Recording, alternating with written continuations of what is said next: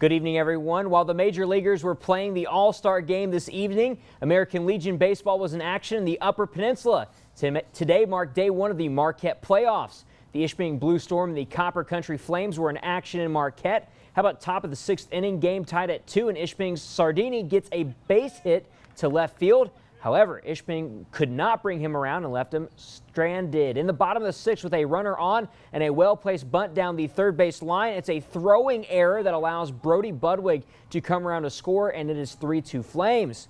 Still in the sixth with the Flames up 4-2, and Connor Hanlon going to show the flash of the leather there to catch the ball, then guns to third, and they get the lead runner.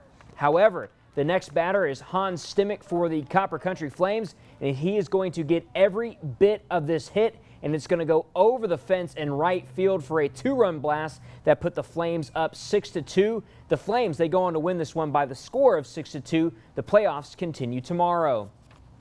Well, 7 out of the 10 players from the Escanaba World Series team last year representing Escanaba in the Big League Softball Tournament at the top of the fifth. Escanaba down 1-0 until Taylor Gauthier scores as Casey Whistler can't get the bunt and strikes out, and that made it 1-1. Then Emily Brungens gets a single and an RBI and made it a 2-1 game. And Escanaba, they win game 1 2-1. They lose game 2 8-5. Championship game tomorrow at 7.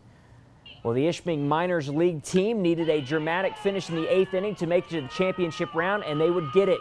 Trailing 10-9 in the 8th inning of the winner's bracket game, Ishpeming's Hunter Smith hits his second home run of the game. The first one sent the game into extras, and this one was the winner.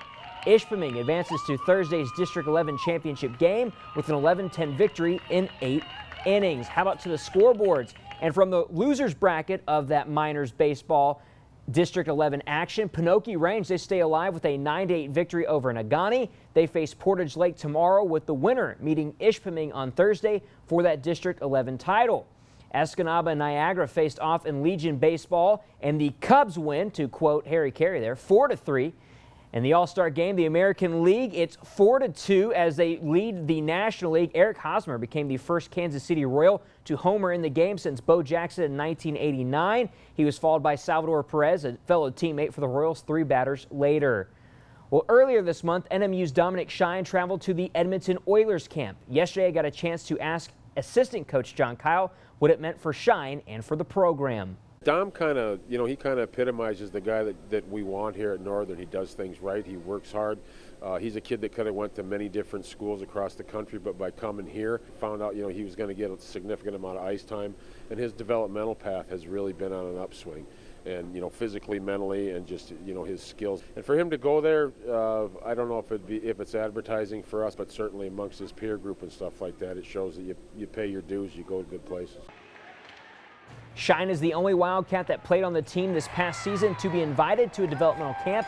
Incoming freshman Ryan Uramko is the only other Wildcat to attend a camp this summer.